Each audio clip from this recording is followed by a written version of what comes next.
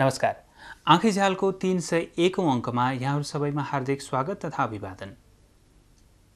Swiss भूगर्भविद Tony ह्यागन Nepal आउने पहिलो विदेशी मिसनको सदस्यको रूपमा पहिलो पटक नेपाल आउँदा 2007 साल थियो। त्यसपछि उनले नेपाल सरकारको कर्मचारी भएर काम गरे र पछि संयुक्त राष्ट्र सङ्घीय विकास कार्यक्रमको सदस्यको रूपमा काम गरे। टोनी ह्यागनले यो क्रममा नेपालका गाउँ गाउँको पैदल भ्रमण गरे र नेपालीहरूको बारेमा गहिरो अध्ययन गरे। उनले नेपाल नामक पुस्तक लेखे, विदेशमा नेपालीलाई चिनाउनको लागि। यो पुस्तकको नेपाली, जर्मन र जापानी भाषामा अनुवाद भएको छ। नेपालका यी सच्चा परम हितैषी मित्र टोनी ह्यागनको वैशाख 6 गते शनिबार 86 वर्षको उमेरमा निधन भयो। टोनी ह्यागनले नेपाल र नेपालीका लागि धेरै काम गरे। यसमध्येमा उनको वृत्तचित्र अथवा भनौँ डकुमेन्ट्री उहिलेको नेपाल निकै चर्चित छ। यसले नेपाललाई विदेशमा चिनाउन निकै ठुलो योगदान गरेको छ। आज हामी आँखीझ्यालमा उनै टोनी ह्यागनको सम्झनामा उनले निर्माण गरेको वृत्तचित्र उहिलेको नेपाल देखाउन गइरहेका छौँ। यो वृत्तचित्रलाई हामीले दुई भागमा बाँडेका छौँ। पहिलो भाग आजको कार्यक्रममा र दोस्रो भाग आगामी आँखीझ्यालमा देखाउनेछौँ। हेरौँ टोनी ह्यागनद्वारा निर्मित डकुमेन्ट्री उहिलेको नेपाल।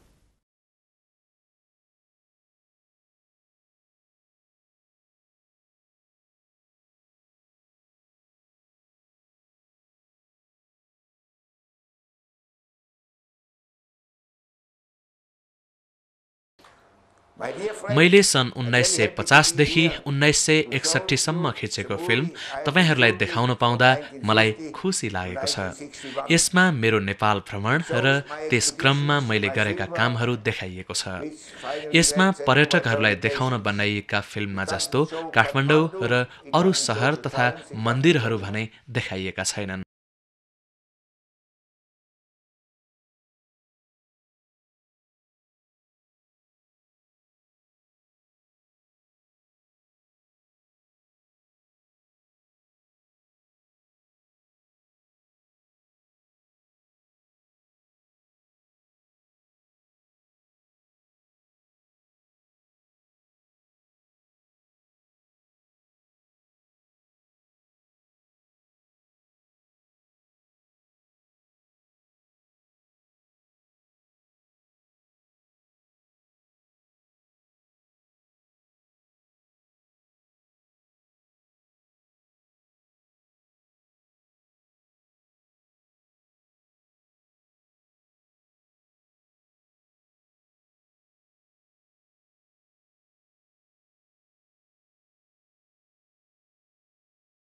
यी मेरा शेर्पा आइला हुन्। उनले सन् 1950 देखि 62 सम्म मलाई सहयोग गरेका थिए। मैले नेपालमा गरेको पहिलो काम भौगर्भिक सर्वेक्षण हो। हिमालयमा डायमन्ड जस्ता बहुमूल्य खनिज पदार्थ पाइन्छ कि पाइँदैन भन्ने कुरा हेर्नु पनि मेरो काम थियो। मैले मधेसदेखि हिमालय र तिब्बतसम्मको भौगर्भिक अवस्थाको अध्ययन गरेँ। यस क्रममा मैले 14,000 किलोमिटर पैदल यात्रा गरेँ। सुरुमा मेरो रुचि चट्टानप्रति थियो। भ्रमणका क्रममा गाउँले नेपालीहरूसँग भेटघाट बढेपछि भने मेरो रुचि चट्टानमा भन्दा मानिसमा बढी भयो। एकपटक एउटा भोजमा रसियन राजदूतले मलाई तिमी त भूगर्भशास्त्री पो हौ, तथाकथित शरणार्थी उद्धारका काममा कसरी हात हाल्यौ भनी सोधे। त्यसको जवाफमा मैले चट्टान र मान्छे कुन महत्त्वपूर्ण हो भनेर सोधेँ। त्यसपछि उनी चुप लागे। यसरी मेरो पेशा र रुचि चट्टानबाट मान्छेतिर बढ्दै गयो। हिमालयको उत्पत्तिका बारेमा अध्ययन गर्न पाएकोमा मलाई गर्व छ। म नेपाली जनता र विकासका क्रममा उनीहरूले भोगेका समस्याप्रति बढी चासो राख्न थालेँ।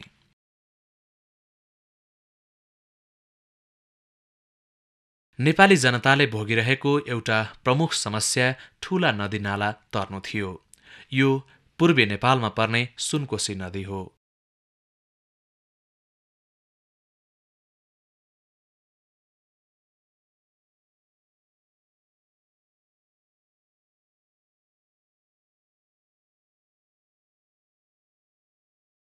मेरा लागि त यो खोला तर्न रमाइलो थियो, किनभने म बेगले पानी नबगेको ठाउँमा यस्ता नदी पौडेरै तर्दथे। तर मेरा भरियाहरू एकदमै डराउँथे। उनीहरूले एकदमै साँगुरो डुङ्गामा चढेर नदी तर्नु पर्थ्यो। डुङ्गामा भारी ठाडो पारेर राख्नु पर्थ्यो। उनीहरू भारी घोप्टेला भनेर सधैँभरि डराउँथे।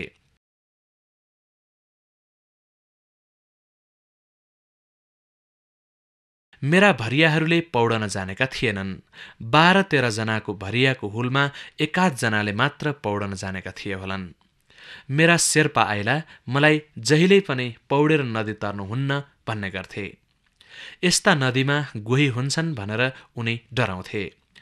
एकपटक म काली गण्डकीको तल्लो भागमा पौडी खेलेर नदी तर्न लागेको थिएँ। पानीमा बगेर तलतिर आउँदै गरेको मुडो जस्तो चिज देखेँ। म पानीमा पस्न मात्र लागेको थिएँ, त्यो त गोही पो रहेछ।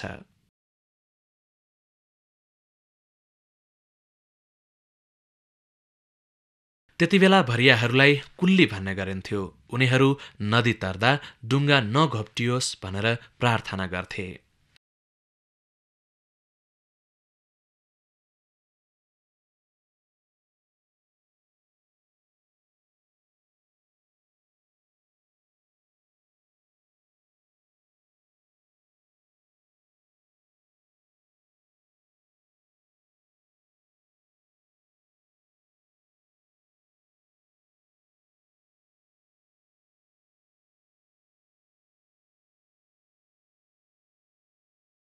यो रातो कपडा मेरो मोजा हो। पहिलो पटक भ्रमण गर्दा मैले हरेक 3 हप्तामा एक जोर मोजा फटाएँ। मसँग भए जति मोजा फाटिसके। त्यसपछि मैले स्विस सेनाको एउटा कथा सम्झेँ। स्विट्जरल्याण्डको पहाडी भागमा ख्याति प्राप्त आदिवासी बस्छन्। उनीहरू सेनामा हुँदा कहिल्यै पनि मोजा लगाउँदैनथे।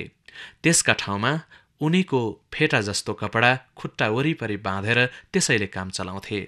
मैले पनि उनीहरूले जस्तै नेपालमा बनेको दह्रो खालको उनीको फेटालाई मोजा बनाएर लगाएँ। यसले 6 महिनासम्म थाम्थ्यो।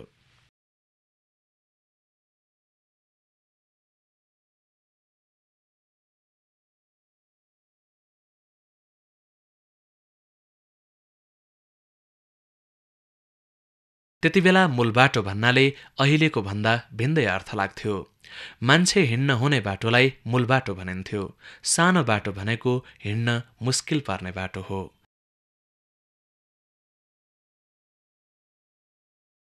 खोलाको गर्तिरै गर्तिर जङ्गार तरेर हिँड्नुपर्ने बाटोलाई खोलाको बाटो भनिन्थ्यो। यो सुनकोशी नदी किनारको उत्तर दक्षिण बाटो हो। त्यतिबेला यो बाटो धेरै डरलाग्दो थियो। मैले मेरो यात्राका क्रममा नेपालका 25% मानिसहरू यस्तो बाटोमा हिँडिरहेको भेटेको छु। अहिले पनि कति ठाउँमा हिँड्दा तल खसिन्छ कि भनेर आङ जिरिङ्ग हुने बाटो छन्। पर्यटनको विकासले गर्दा धेरै ठाउँमा मान्छे हिँड्ने बाटो राम्रो भएको छ। झोलुङ्गे पुल निर्माण कार्यक्रमले गर्दा धेरै ठाउँमा नदी तर्न सजिलो भएको छ।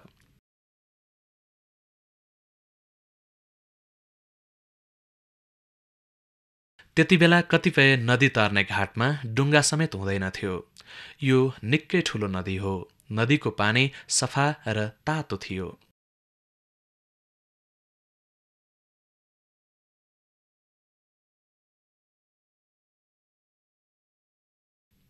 यस्तो ठाउँमा म पौडेर नदी तर्न मन पराउँथे। भरियाहरूले चाहिँ लौकाको डुङ्गा बनाउँथे। आफ्नो कम्मर वरिपरि लौका बाँधेर आफू पानीमा तैरन सकिने बनाउँथे। डुङ्गामा आफ्नो भारी राखेर उनीहरू त्यसैको छेउ समातेर नदी तर्थे।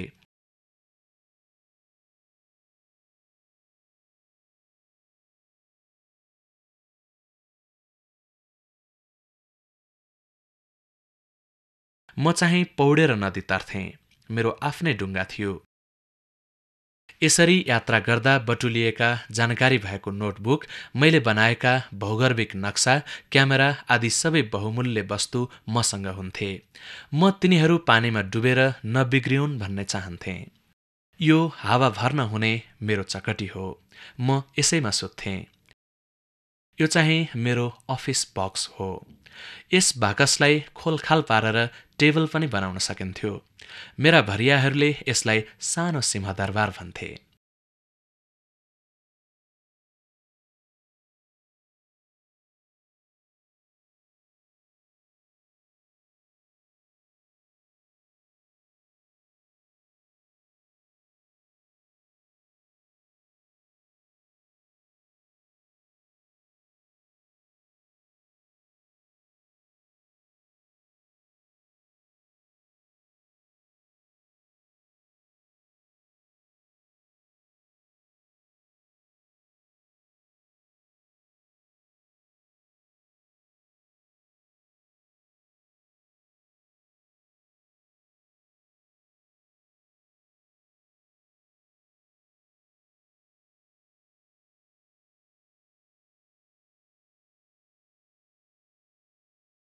बर्खाका बेला नेपालमा बाटो हिँड्न सकिँदैनथ्यो। काठमाडौँ बाहिरका मानिसहरू आवत जावत गर्दैनथे। मेरो भ्रमण वसन्त ऋतुमा सुरु भएर शरद ऋतुमा टुङ्गिन्थ्यो। तर सुरुमा चाहिँ मैले वर्षभरि नै भ्रमण गरेँ। त्यसो गर्दा म साह्रै बिरामी पनि भएँ। यो मानिसहरूले खोला तर्न बनाएको फड्के पुल हो। बर्खामा बाढीले नछुने गरी अग्लो पारेर पुल बनाउन नसक्ने हुनाले यस्ता पुल बर्खाको बाढीले बिगारिदिन्थ्यो र बर्खा सकिएपछि पुल मर्मत गर्नुपर्थ्यो। गाउँका हर्ताकर्ता मानिसले बताए अनुसार गाउँलेहरू झोलुङ्गे पुललाई सबैभन्दा पहिलो आवश्यकता ठान्थे। मैले देशभर घुम्दा पनि मानिसहरूले पुललाई सबैभन्दा नभई नहुने वस्तु ठान्थे भन्ने थाहा पाएको थिएँ। गएको बर्खामा यो खोला तर्ने हुँदा केही मानिस बगेर मरे। यस्तो समस्याको समाधान गर्न नेपालमा सन् 1960मा झोलुङ्गे पुल निर्माण कार्यक्रम सुरु भयो। त्यति बेलादेखि अहिलेसम्म चालु रहेको यो कार्यक्रम मेरा विचारमा नेपालको सबैभन्दा सफल कार्यक्रम हो। अहिले यो कार्यक्रम चलाउन विदेशी विशेषज्ञ चाहिँदैन, नेपालीले नै गर्न सक्छन्। मध्य पहाडका फाँट भएर जाने बाटाहरू सुन्दर हुन्छन्। यी ठाउँहरूमा गुरुङ, तामाङ, राई जातिको बसोबास छ।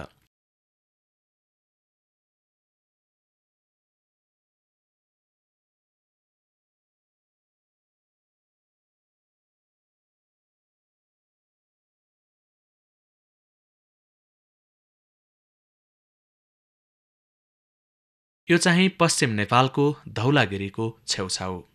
यो असाध्यै सुन्दर ठाउँ हो। मैले अरू विदेशीले घुम्नु अघि नै नेपालका कुना काप्चा घुम्ने सुनौलो मौका पाएको थिएँ। त्यति बेला विदेशीहरू काठमाडौँमा मात्र घुम्न पाउँथे। धेरै टाढा गए उनीहरू ककनीको डाँडासम्म मात्र डुलफेर गर्न पाउँथे।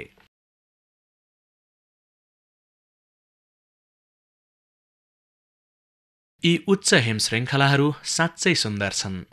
तर म यहाँका मानिसहरूबाट पनि हिमालबाट जस्तै प्रभावित भएको छु। यहाँ जति सांस्कृतिक विविधता अन्त कतै पाइँदैन।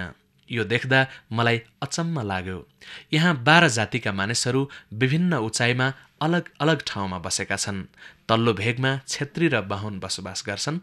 मध्य पहाडमा नेवार, गुरुङ, तामाङ, ठकुरी, लिम्बू, राई र मगरको बसोबास छ।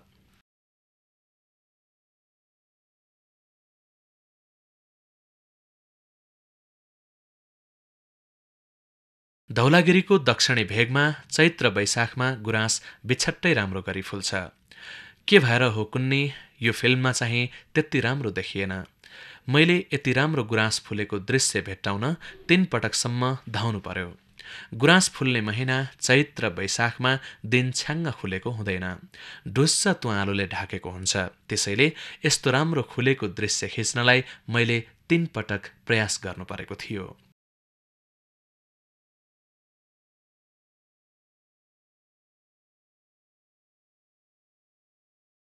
यो अन्नपूर्ण श्रृङ्खलाको नामुन भन्ज्याङ हो।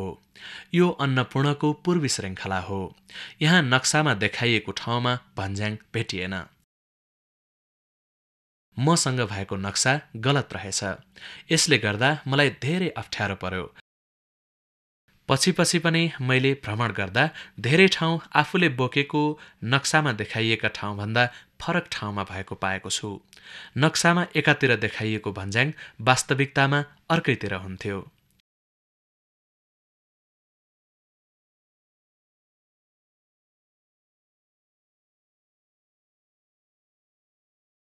मेरो यात्रामा मैले धेरै सुन्दर हिमाल भेट्टाएँ, जस्तै यो धौलागिरी।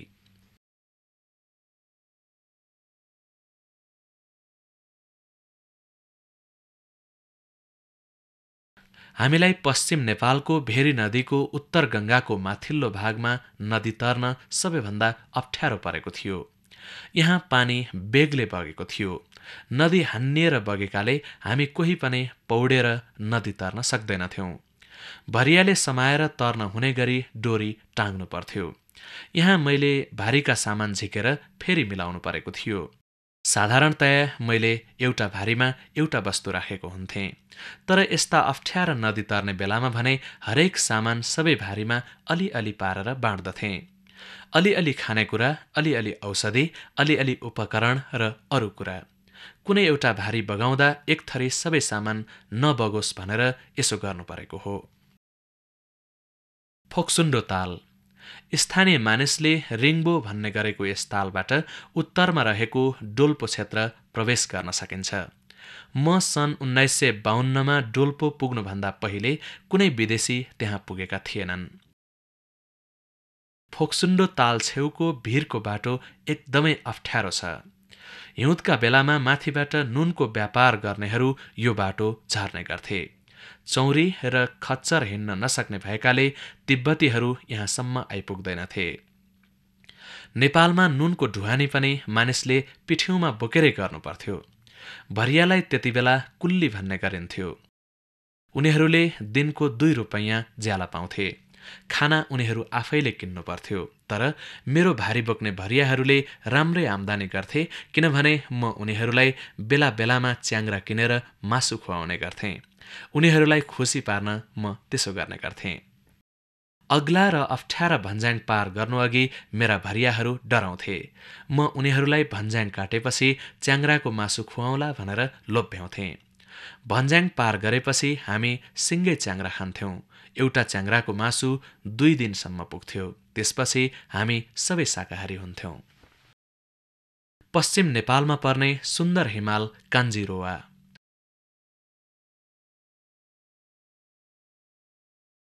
सामान्यतया मसँग जगडा जुत्ता हुने गर्थ्यो, तर एकपटक मसँग जगडा जुत्ता थिएन। त्यसैले जुत्ता फाटेपछि मेरो शेर्पा आइलाले नाइलनको डोरीले जुत्ता बाँधिदिए। यसो गरेपछि जुत्ता 2-3 हप्ता अथवा यात्रा नसकिउन्जेल टिक्थ्यो। सन् 1954मा मैले सबैभन्दा लामो भ्रमण गरेको थिएँ। त्यस वर्ष म दैलेख, जाजरकोट, सिमीकोट र त्यहाँबाट मुगु गएको थिएँ। मुगुमा म नराम्रोसँग बिरामी परेँ। मेरा भरिया पनि बिरामी भए।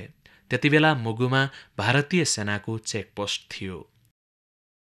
त्यहाँबाट काठमाडौँ स्थित भारतीय राजदूतावाससँग रेडियो सम्पर्क गर्न सकिन्थ्यो।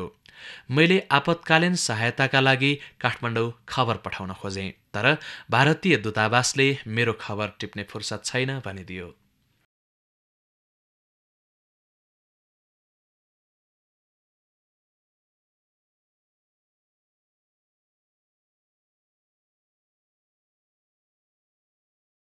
भ्रमणका बेला हामीहरूलाई बिहान सबेरै उठ्नु पर्थ्यो।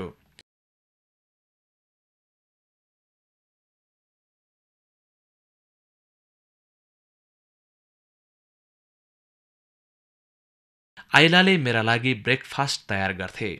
घामको झुल्कोसँगै नउठ्नेको पाल उठेका मानिसले खोलेर उनीहरूलाई उठाउन पाउने सम्झौता गरेका थियौं। को बेलैमा उठ्दैन र उसको पाल यसै गरी झार्न पाउला भनेर हामी हरेक बिहान सबेरै एक अर्कालाई हेर्ने गर्थ्यौं। एकपटक भरियाहरू धेरै ढिलोसम्म उठेनन्। त्यसपछि मैले भरिया सुतेको पाल खुस्काइदिएँ। उनीहरू सुतिरहेका थिए। मैले ठुल्ठुलो स्वरले कराएर पाल झारेँ। एकपटक यसो गरेपछि उनीहरू बेलैमा उठ्न थाले। त्यसपछि हामीले पाल खुस्काउनु परेन।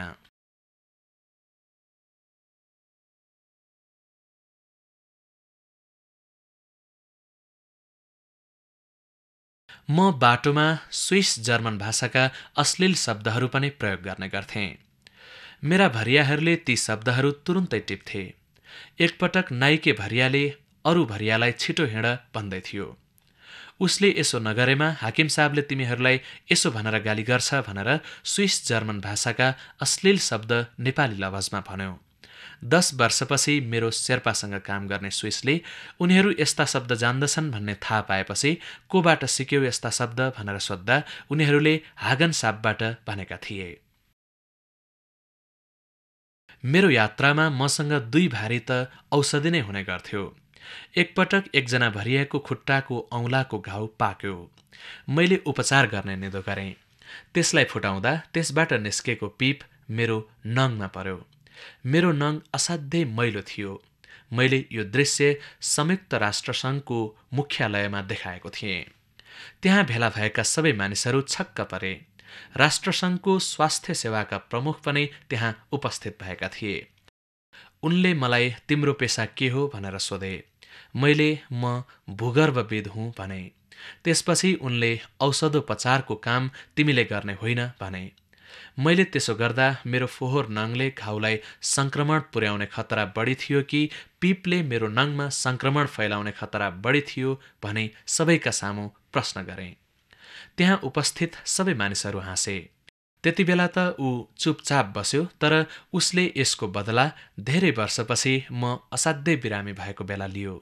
त्यसपछि उसले मलाई राष्ट्रसङ्घले थोरै मात्र जिम्मेवारी बेहोर्ने खालको सम्झौता मसँग गर्यो। सामान्य अवस्थामा गर्ने खालको सेवा सम्झौता मसँग गरेन।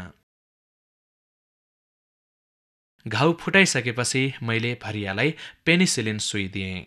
यसअघि एन्टिबायोटिक कहिल्यै पनि नलिएको त्यो भरिया तत्कालै जाती भयो।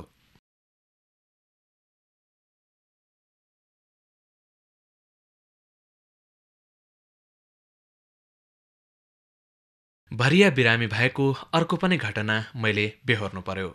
भिरालो ठाउँमा बेहोस भएर एकजना भरिया ढल्यो। उसको टाउकोमा चोट लागेर रगत आयो। धन्न टाउकोको भित्री भागमा चोट लागेको रहेनछ।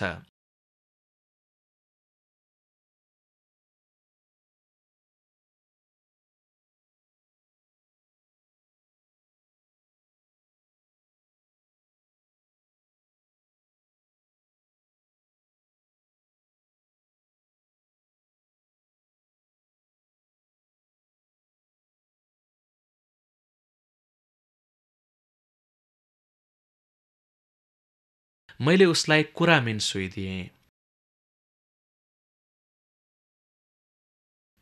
असाध्यै गर्मी भएकोले उसलाई फड्को भएको जस्तो लाग्यो मलाई। तर मेरा भरियाले मेरो आधुनिक औषधिको विश्वास गरेनन्। उनीहरूले एउटा कुखुरा किने र बलि दिए। मैले चाहिँ पेनिसिलिन सुई दिएँ।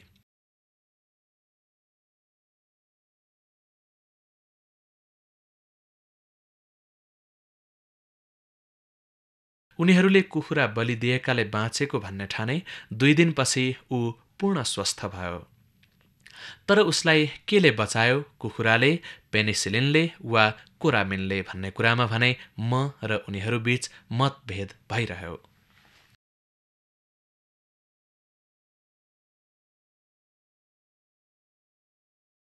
पोखरा, सुन्दर पोखराको दृश्य। यो चाहिँ पोखरा विमानस्थल।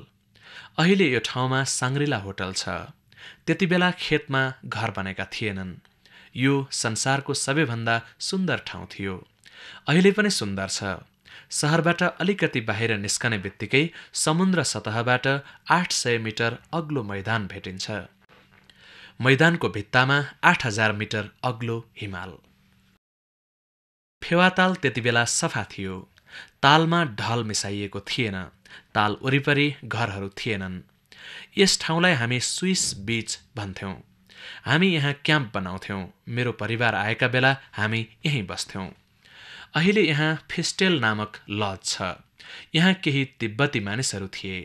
उनीहरू हिउँदमा काठमाडौँमा नाच देखाएर पैसा कमाउँथे। मलाई उनीहरूको नाच राम्रो लाग्यो। तर नाच खिच्न क्यामेरा तयार गरिसक्दा नसक्दै ऊ नाच्न छोड्यो।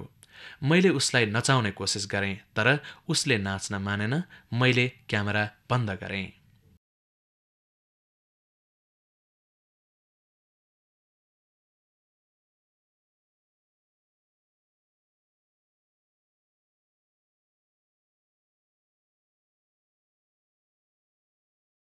टोनी हेगनले यो डकुमेन्ट्री खिच्न सुरु गर्दा नेपालको जनसङ्ख्या मात्रै 84 लाख थियो।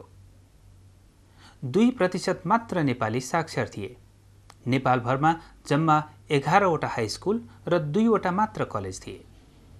समय बदलिसकेको छ, तर टोनी हेगनले निर्माण गरेको यो डकुमेन्ट्रीले नेपाललाई फर्केर हेर्न ठूलो मद्दत पुर्याएको छ। टोनी हेगनको यो डकुमेन्ट्रीको दोस्रो भाग हामी यहाँलाई आँखैझ्यालको आगामी अङ्कमा देखाउनेछौँ। आजको आँखैझ्याल यहाँलाई कस्तो लाग्यो? आफ्ना सुझाव तथा प्रतिक्रियाहरू हामीलाई लेखी पठाउन नबिर्सनुहोला। हाम्रो ठेगाना हो आँखैझ्याल नेपाल वातावरण पत्रकार समूह, post box number 5143 Thapathali Kathmandu. हाम्रो इमेल ठेगाना हो nefage@mos.com.np।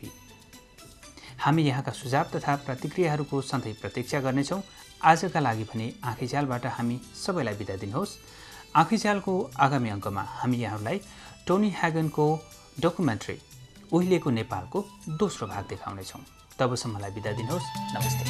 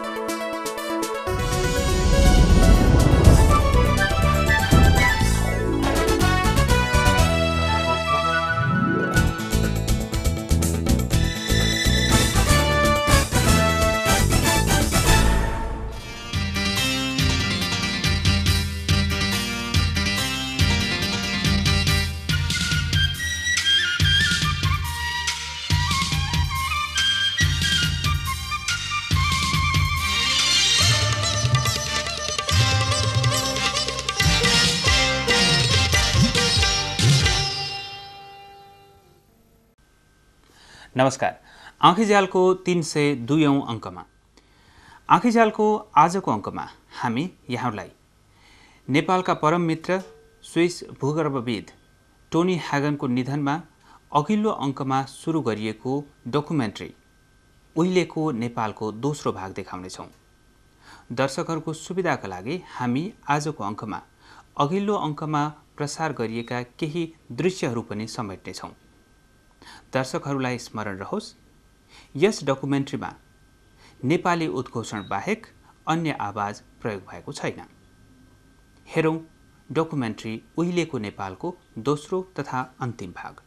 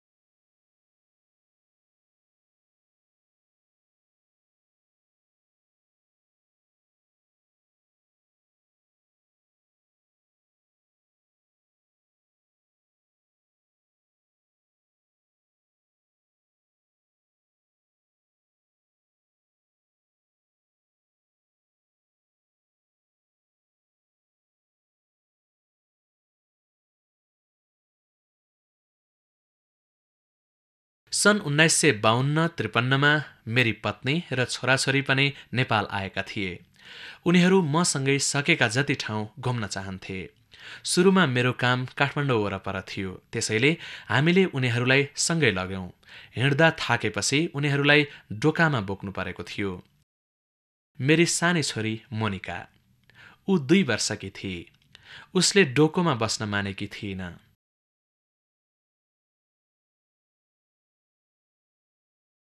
हाम्रो कुकुर पनि हामीसँगै थियो, क्रिस्टोफर र बीचमा चाहिँ केट्रिन।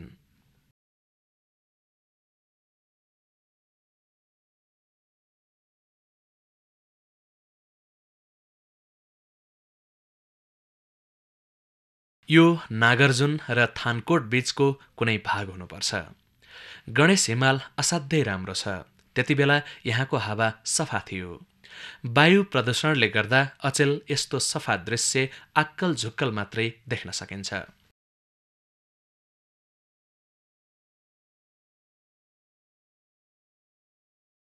सुदूरपश्चिमको बझाङ जिल्लाको स्कुल। चौरमा पढाइ हुने यस स्कुलमा पुग्ने म पहिलो विदेशी थिएँ। त्यहाँका शिक्षक खुसी थिए।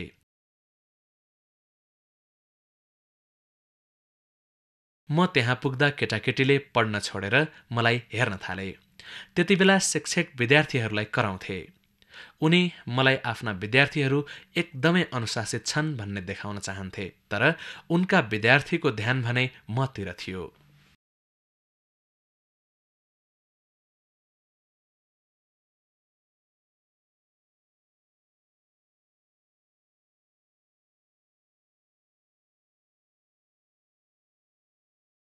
त्यति बेला नेपालमा थोरै मात्र स्कुल थिए। नेपालमा शिक्षा प्रणालीको आलोचना गरिन्छ, तर पनि शिक्षाका क्षेत्रमा नेपालले निसन्देह धेरै प्रगति गरेको छ।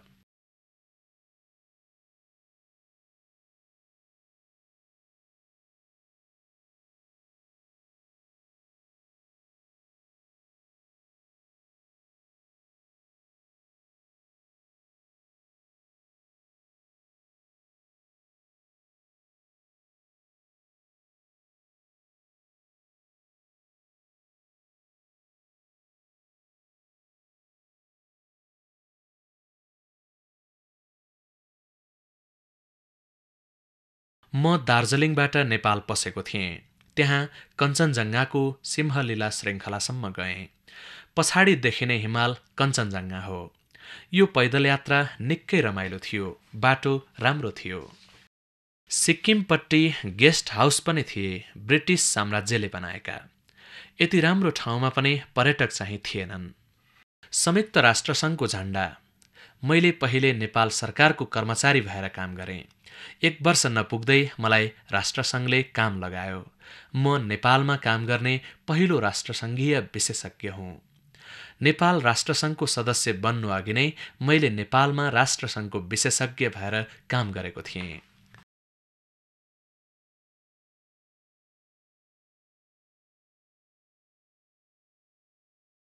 सोलुखुम्बु जिल्ला। सल्लेरीको छेउछाउ हुनुपर्छ। यो ट्याङबोचे गुम्बा हो। म सन् 1956मा त्यहाँ पुगेको थिएँ। सगरमाथाको चुचुरोमा मानिस पुगिसकेको भए पनि त्यहाँ त्यति धेरै पर्यटक थिएनन्। त्यहाँ पुग्न मधेस अथवा काठमाडौँबाट पुरै 3 हप्ता हिँड्नु पर्थ्यो।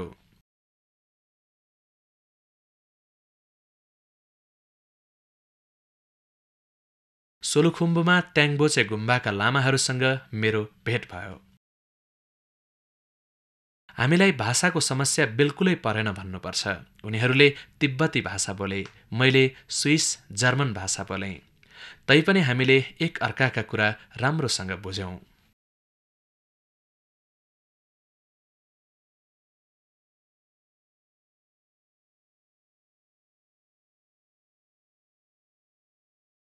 सगरमाथाको बेस क्याम्पमा आएपछि मैले भरिया फेर्नु पर्यो। मध्य पहाडी भागका भरियाहरू यहाँभन्दा माथि जान सक्दैनथे। डिसेम्बर महिना थियो। मौसम असाध्यै राम्रो।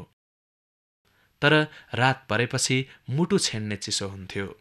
घाम हिमाल पारी बित्तिकै मेरो पालको चिया बरफ बन्थ्यो। असाध्यै जाडो हुन्थ्यो।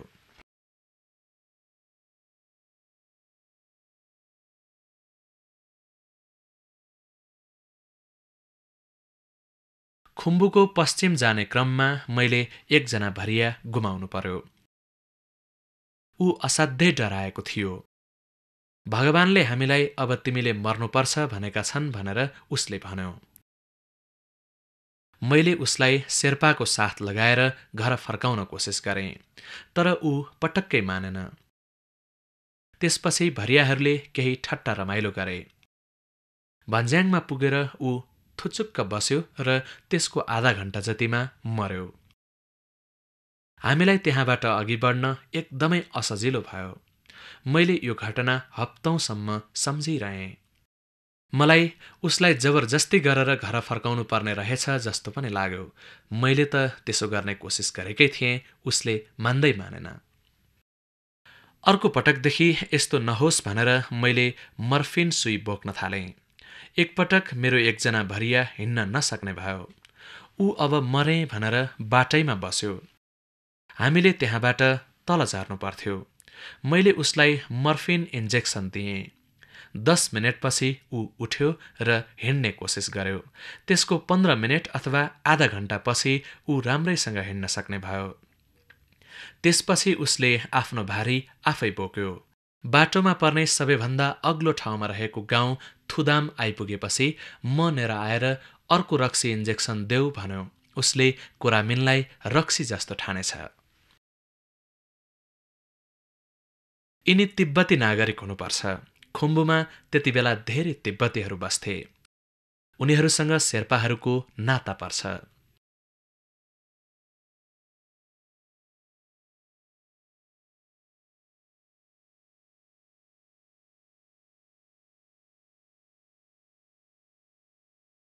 सगरमाथाको उत्तर पश्चिमी भाग। मैले यहाँ बसेर भौगर्भिक रेखा कोर्ने कोसिस गरेँ। घाम जोडसँग लागेको थियो, तर बेगले हावा चलेकोले मैले फिल्ड बुक खोल्नै सकिनँ। मैले नेपालको पूर्वदेखि पश्चिमसम्मको भौगर्भिक अध्ययन गरेको छु। यस क्रममा मैले 96वटा भौगर्भिक प्रोफाइल अथवा नक्सा तयार गरेँ। मैले नेपालको सामाजिक, आर्थिक अवस्था र विकासका समस्या सम्बन्धी जानकारी पनि बटुलेँ। यिनका आधारमा मैले 2वटा प्रतिवेदन तयार पारेँ। पहिलो भूगर्भ, प्राकृतिक सम्पदा, खनिज पदार्थ र जल सम्पदाका बारेमा। दोस्रो नेपालीहरूका बारेमा। राष्ट्रसङ्घले त्यो प्रतिवेदन अंग्रेजी भाषामा छाप्यो। यो राष्ट्रसङ्घले नेपालका बारेमा छापेको पहिलो प्रतिवेदन हुनुपर्छ।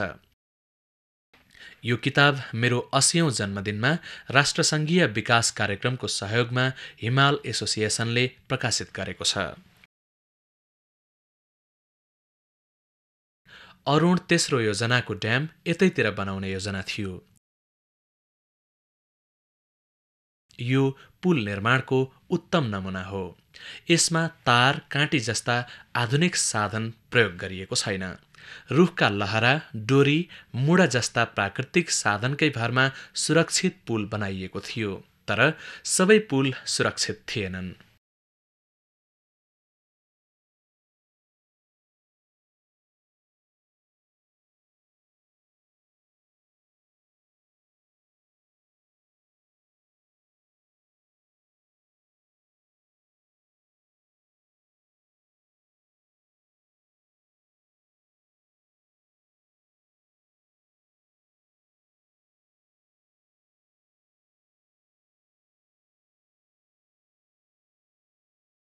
एउटा मुडो तेर्स्याइएको, बार नभएको अरुण उपत्यकाको यो पुल डरलाग्दो पुलको उदाहरण हो।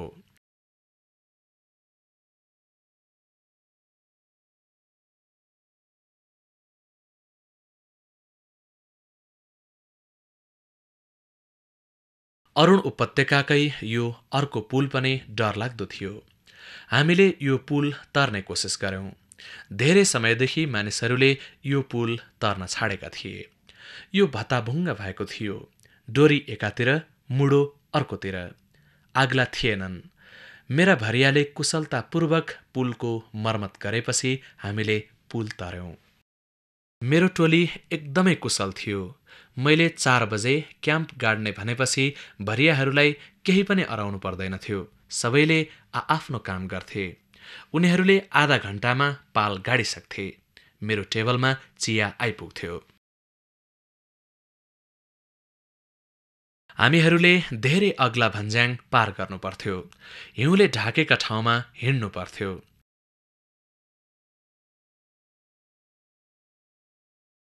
यस्ता ठाउँमा लाउन भनेर मैले भरियालाई जुत्ता किनिदिएको थिएँ। एकपटक मैले टाढाबाट दूरबीनले भरियाहरूलाई हेर्दा उनीहरूले जुत्ता लगाएका थिएनन्। जुत्ता ढाकरमा झुन्ड्याएका थिए। उनीहरूको खुट्टा हिउँले खाला भनेर मलाई चिन्ता लागेको थियो। उनीहरू म भएको ठाउँमा आएपछि मैले जुत्ता किन नलाएको भने हकारेँ। उनीहरूले भिरालामा जुत्ताको भर हुँदैन, हिउँ र बरफमा नाङ्गा खुट्टा हिँड्न सजिलो हुन्छ भने। धन्न उनीहरूको खुट्टा हिउँले खाएन। तर हिउँ, बरफ र गर्मीमा लामो समयसम्म हिँडेर यात्राको अन्त्यमा आइपुग्दा उनीहरूका पैताला 1 सेन्टिमिटर मोटा र कडा हुन्थे। त्यसपछि फुटेर खुट्टामा घाउ हुन्थ्यो। हामीले यस्ता धेरै समस्या भोग्नु पर्यो।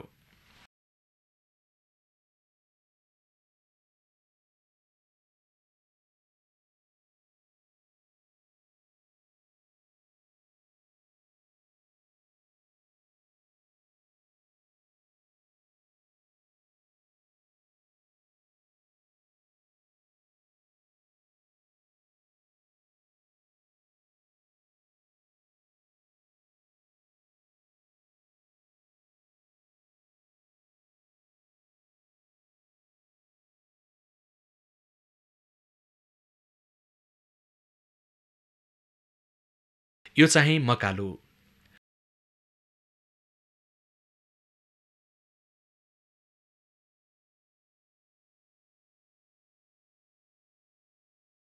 यो सगरमाथाको उत्तर पूर्वी भाग। यो 1956मा खिचिएको हो। म नेपाल तिब्बत सीमामा थिएँ। मलाई अलिकति उत्तर गएर सगरमाथाको उत्तरी भाग हेरौँ जस्तो लाग्यो। तिब्बत यस अघि नै चीनले लिइसकेको कुरा मलाई थाहा थियो। मैले अलिकति उत्तर गएर त्यताको भौगर्भिक अध्ययन गरेँ, किनभने सगरमाथाको भौगर्भिक अवस्था बुझ्न दक्षिण होइन उत्तरी भागको अध्ययन गर्नु महत्त्वपूर्ण हुन्छ।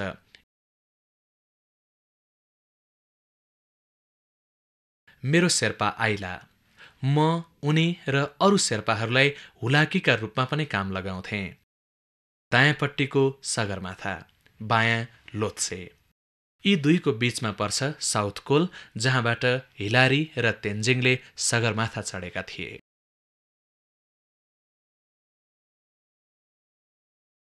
क्रिसमस आउन लागेपछि हामी तल झर्यौं।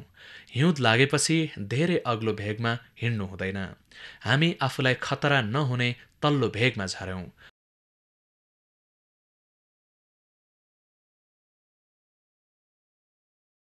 यो हाम्रो फिल्ड क्याम्प हो।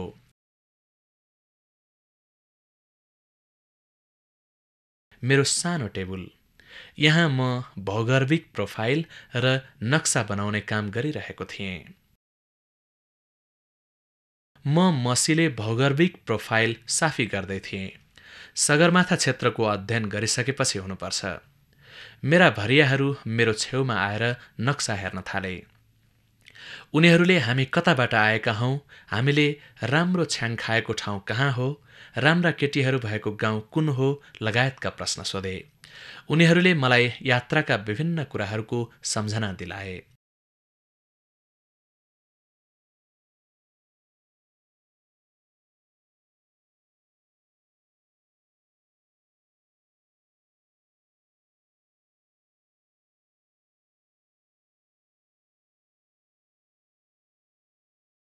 यो मेरो फिल्ड अफिस। हरेक साँझ म 10-11 बजेसम्म पालमा बसेर काम गर्थेँ, किनभने अन्वेषकहरूले धेरै कठिनाई भोग्नुपर्छ। स्वतन्त्र ढङ्गले काम गर्न र हिँड्न पाइँदैन। आफ्नो इच्छा अनुसार काम गर्न पाइँदैन। एक दिनको नोट टिपिएन भने धेरै कुरा छुट्छ। ती कुराहरू सम्झिराख्न सकिँदैन।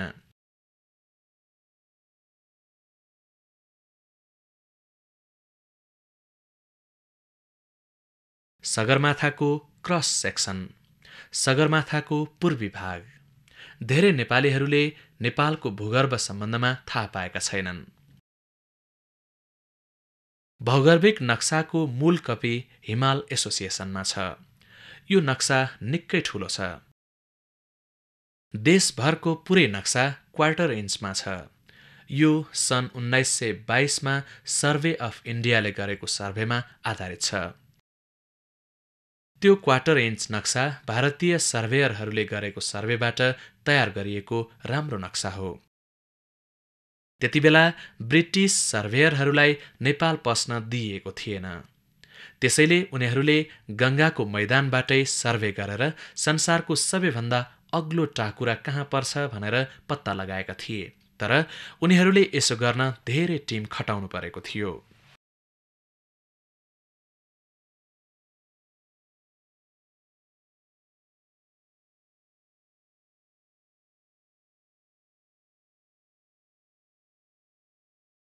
चरीकोट। त्यतिबेला यो ठाउँ सुन्दर थियो। देब्रेतिर गौरीशङ्कर।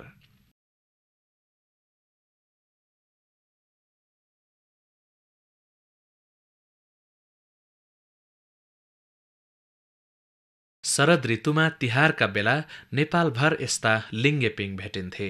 रोटेपिङ पनि पाइन्थे।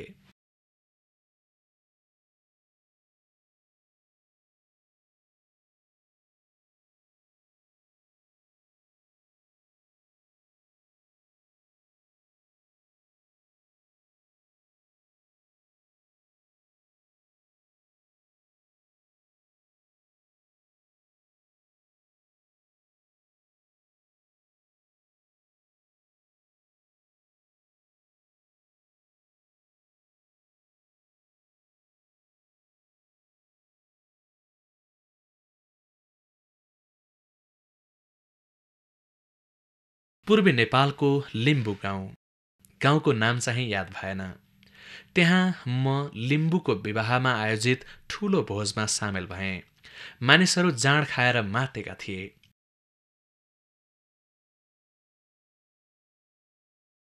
उनीहरूसँग नाच्न सजिलो होस् भनेर मैले पनि जाँड खाएँ।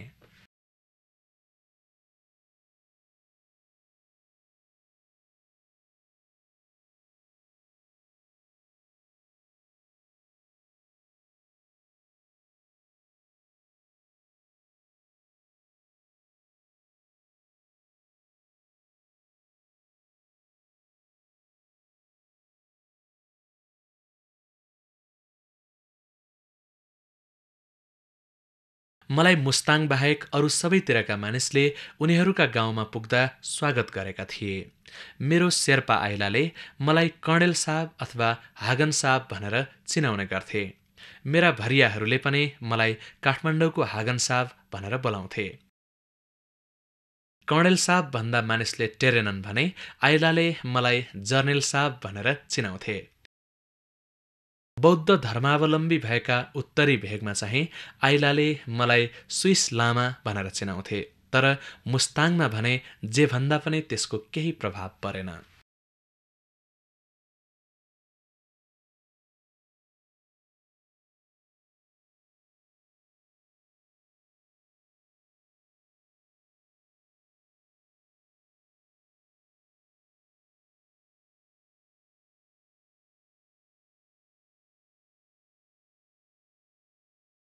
मेरा भरियाहरूले भन्ने गरेका हागन साहब, म यहाँ खुबै रमाएको थिएँ।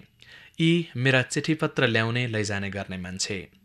मैले उनीहरूलाई चिठी लिन पठाएको 6 महिना जतिपछि कुनै अर्को ठाउँमा भेट्ने बन्दोबस्त मिलाएको हुन्थे। धन्न त्यति बेला विभिन्न भागमा ठूला बजारहरू थिए जसका बारेमा सबै मानिसलाई थाहा हुन्थ्यो। हामीले यस्तै ठाउँमा भेट्ने बन्दोबस्त मिलाएका हुन्थ्यौं। काठमाडौँमा फादर मोरान र अर्को एकजना फादरले मेरो चिठी बुझिदिने र पठाइदिने जिम्मा लिएका थिए।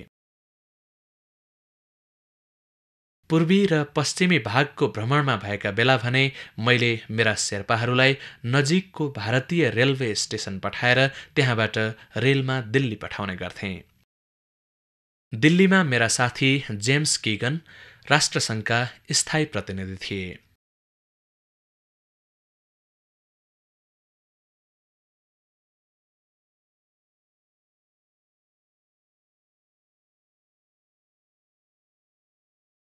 कहिलेकाहीँ डीसी जहाजले पनि मेरा चिठी काठमाडौँ वा पोखरासम्म ल्याउँथ्यो। सन् 50 को दशकमा DC-3 हवाईजहाज चल्थ्यो। पोखरामा पहिलो गोरुगाडा यही जहाजले पुर्याएको थियो। पछि पोखराको पहिलो जीप पनि यही जहाजले त्यहाँ पुर्याएको थियो। जहाजले जीप पुर्याएका बेला जहाज र जीप हेर्न 1 हप्तासम्म पहाडदेखिका मानिसहरूको घुइँचो लागेको थियो। जीप ओह्राल्दा उनीहरूले हवाईजहाज ब्यायो भनेका थिए। उनीहरू यो जीप बिस्तारै ठुलो हुन्छ, यसका पखेटा पलाउँछन् र यो पनि पछि उड्छ भनेर भन्थे।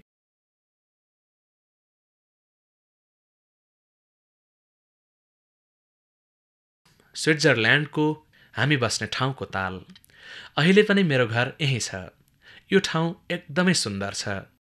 हामीले तालको संरक्षण गरेका छौं। पोखरा जस्तो संरक्षण नगरिएको ताल होइन यो।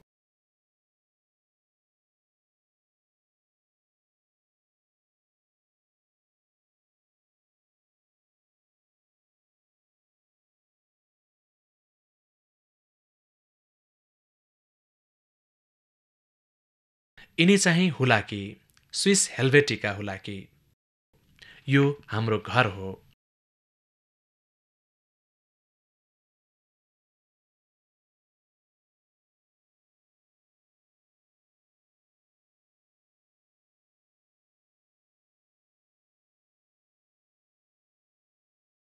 मेरी पत्नी सन् 50 को दशकतिर।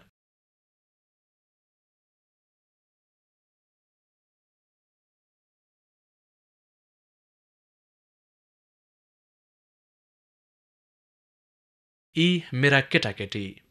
चिट्ठी पुग्दा मेरी पत्नी छोराछोरीलाई बाबु जिउँदैछ भनेर खबर गर्थिन्।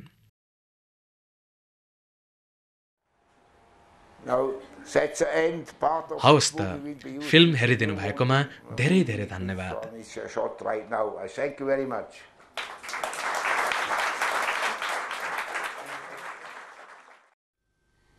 नेपालका परम मित्र स्विस भूगर्भविद टोनी ह्यागनको निधनमा हाम्रो श्रद्धा सुमन यति नै। टोनी ह्यागनले तयार गर्नुभएको वृत्तचित्र अथवा डकुमेन्ट्री उहिलेको नेपालको पहिलो अंश हेरिसकेपछि हामीलाई अपार रूपमा दर्शकहरूले आफ्ना प्रतिक्रियाहरू, शुभेच्छाहरू तथा श्रद्धाञ्जली पत्रहरू पठाउनु भएको छ। त्यसका लागि हामी यहाँहरूप्रति आभारी छौं। आजको आँखेजाल यहाँहरूलाई कस्तो लाग्यो? आफ्ना सुझाव तथा प्रतिक्रियाहरू हामीलाई लेखी पठाउन नबिर्सनुहोला। हाम्रो ठेगाना हो आँखेजाल नेपाल वातावरण पत्रकार समूह, post box number 5143 Thapathali Kathmandu. हाम्रो इमेल ठेगाना हो nefage@mos.com.np। हवस् त, आजको लागि आँखेजालको समय यही सकिएको छ। आँखेजालको अर्को अङ्कमा हामी यहाँहरूलाई समुदायद्वारा सञ्चालित बझाङको मालिका हाते कागज उद्योगको मुनाफा वितरण लगायतका अन्य विवरणहरू लिएर फेरि आउनेछौँ। तबसम्मको लागि हामी सबैलाई बिदा दिनुहोस्। नमस्ते।